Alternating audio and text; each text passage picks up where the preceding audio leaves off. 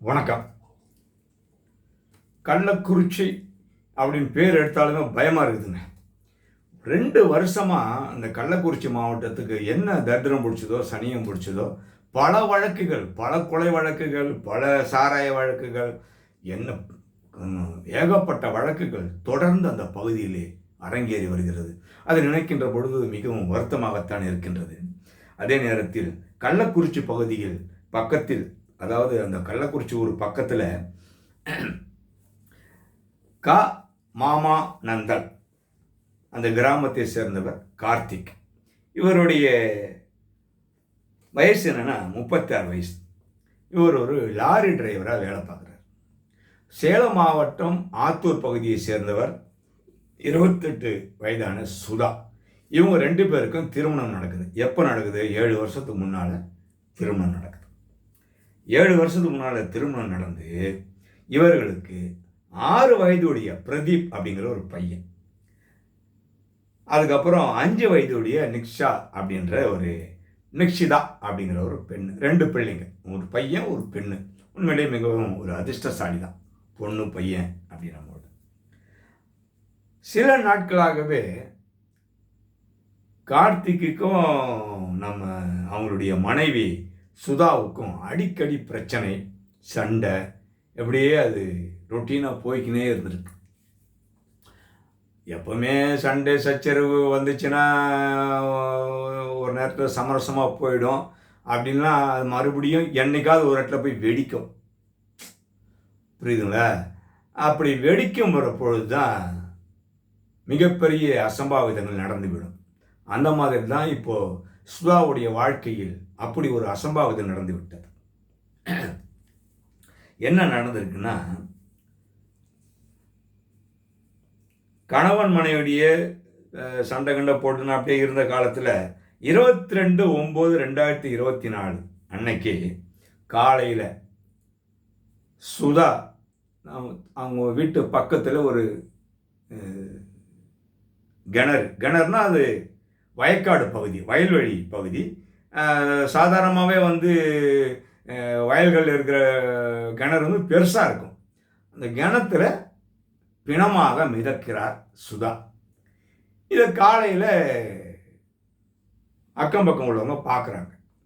பார்த்துட்டு என்னடா சுதா மாதிரி தெரியுது, ஏதோ ஒரு பொண்ணு இறந்து போயிட்டா. உடனே போலீஸுக்கு தகவல் கொடுக்குறாங்க. போலீஸார் வராங்க. வழக்கம் போல் அவங்க என்ன பண்ணுவாங்க, பாவம் பாடி எடுத்து போஸ்ட்மார்ட்டத்துக்கு அனுப்பிச்சிட்டாங்க. அது மட்டும் இல்லாமல் பாடியை எடுக்கும் பொழுது, உயிரற்ற அந்த உடலின், சுதாவின் உடலை எடுக்கின்ற பொழுது அந்த உடல் எரிந்த நிலையில் இருந்து இருக்கிறது. உடம்பு எரிஞ்சிருக்கு, அவங்களுடைய சேலைகள், ரவிக்கைகள் எல்லாமே எரிஞ்சிருக்கு. எரிந்த நிலையில் ஒரு பொண்ணுங்க கிடக்குது அப்படின்னா சம்திங் ராங். அது போலீஸ் உடனே பார்த்தோன்னே கண்டுபிடிச்சிருவாங்கல்ல. சரி, இது ஏதோ ஒரு மர்மம் இருக்குது அப்படின்னு சொல்லிட்டு போலீஸ் என்ன பண்ணுறாங்க அப்படின்னா, அந்த கிணத்து பக்கத்துலேயே தான் அவங்க வீடு, சுதா வீடு. போகிறாங்க காலையில். அக்கம் பக்கத்தில் மக்கள்லாம் இருக்காங்க, போகிறாங்க.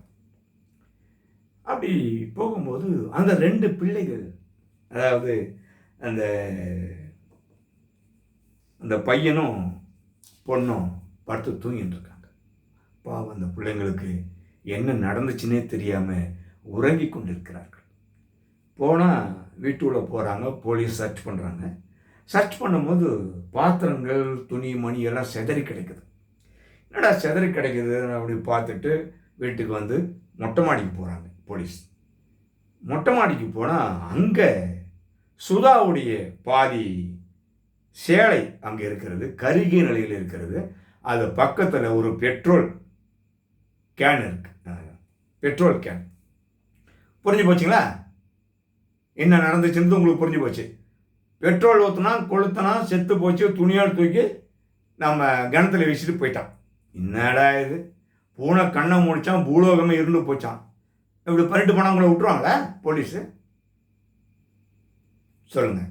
அதன் பிறகு போலீஸார் அவங்களுக்கு உண்டான வழிவகைகள் இருக்கு இல்லையா, அதன்படி அவங்க விசாரிக்க ஆரம்பிக்கிறாங்க. விசாரிக்க ஆரம்பித்த உடனே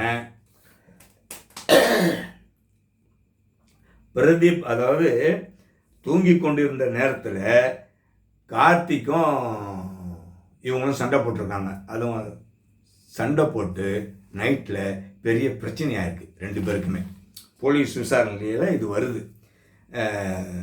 அதன் பிறகு அடித்து குறவலையை பிடித்து நெருக்கி இருக்கிறார் கார்த்திக். சுதாவை நெருத்து கொலை செய்துவிட்டு பெட்ரோல் ஊற்றி கொளுத்தி மாடியில் போட்டுட்டு அங்கேருந்து பாடியை கிணத்துல போட்டான் தலைவன்.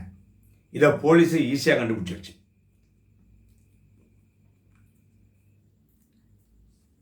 அதன் பிறகு கார்த்திக் தலைமறைவு.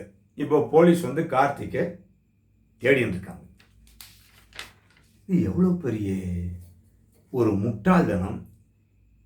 இது எவ்வளோ பெரிய இவன் சைக்கோவா என்ன எப்படி? இது 3 வகையாக பிரிக்கலாம். இது போன்ற நிகழ்வுகள்.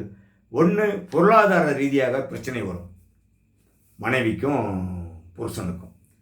அதுக்கு அடுத்து சந்தேகம் வந்துடும். மனைவி மேலே கணவனோ கணவன் மீது மனைவியோ சந்தேகம் வந்துடும். அது வந்தாலுமே குடும்பம் விளங்காது, குட்டி சிவராக போயிடும். அதுக்கு அடுத்து மது என்கின்ற அரக்கன். இந்த 3 தாங்க இந்த சமூகத்தை கெடுத்து சின்ன பின்னாம் ஆக்கி கெடுத்து குட்டி சிவராக்கிறது. இந்த 3 வகையில் ஏதோ ஒரு வகையில்தான் இவர்களுக்குள் தர்க்கம் வந்திருக்க வேண்டும். கண்டிப்பாக அப்படி இல்லைன்னா நடக்கிறதுக்கு வாய்ப்பே கிடையாது. கொலை பண்ணுற அளவுக்கு ஒருத்தன் போக மாட்டான். புரியுதுங்களா? இதுதான் உண்மையாக இருக்கலாம். அது போலீஸுக்கு தெரியும். போலீஸ் விசாரணையிலே தெரியும். இப்போ மறுபடியும் நான் தான் சொல்கிறது, குழந்தைகள் அனாதை ஆகிப்போச்சு. இவனை எப்படியும் போலீஸ் பிடிச்சிருவாங்க, தூக்கி கூட போட்டுருவாங்க. அந்த அம்மா இறந்து போச்சு. இது யாருமே தெரிஞ்சுக்கிறது இல்லைங்க. கணவன் மனைவி 2 பேருமே என்ன பிரச்சனை வந்தாலும் அதை எப்படியாவது சுமூகமாக பேசி முடிச்சுக்கணும்னு இந்த ஆம்படியான்னு நினைக்கிறத பொண்டாட்டின்னு நினைக்கிறது இல்லை.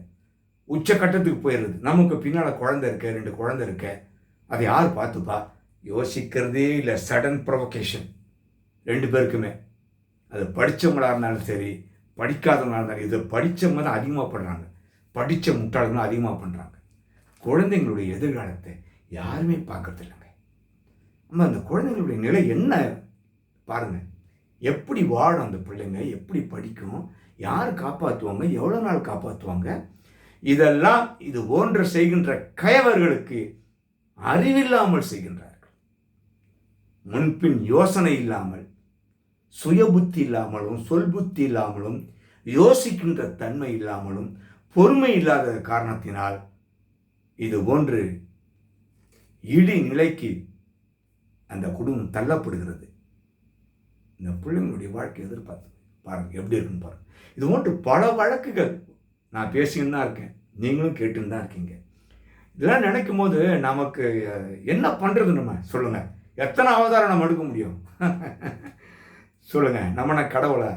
இதெல்லாம் எதுக்காக நான் சொல்கிறேன் அப்படின்னா, அந்த சமூகம் இந்த மாதிரி தவறெல்லாம் செய்யாதீங்க. தவறு செய்பவர் தான் மனிதன். பெண்ணும் தவறு செய்வான், ஆணும் தவறு செய்வான். புரியுதுங்களா? அதை அனுசரித்து அட்ஜஸ்ட் பண்ணி குடும்பத்தை காப்பாற்றணும். நம்ம எதிர்கால பிள்ளைங்களுடைய வாழ்க்கையை பார்க்கணும். அதை யாருமே பார்க்கறதில்ல. நான் பெரியவனா, நீ பெரியவளா, ஈகோ பிரச்சனையில் இந்த மாதிரி 2 பேருமே இல்லாத போயிடுறீங்க. பிள்ளைங்க நடுத்தெருவில் வந்து விடுகிறது. மீண்டும் இன்னொரு காணொலி காட்சியில் உங்களை சந்திக்கின்றேன். நன்றி, வணக்கம்.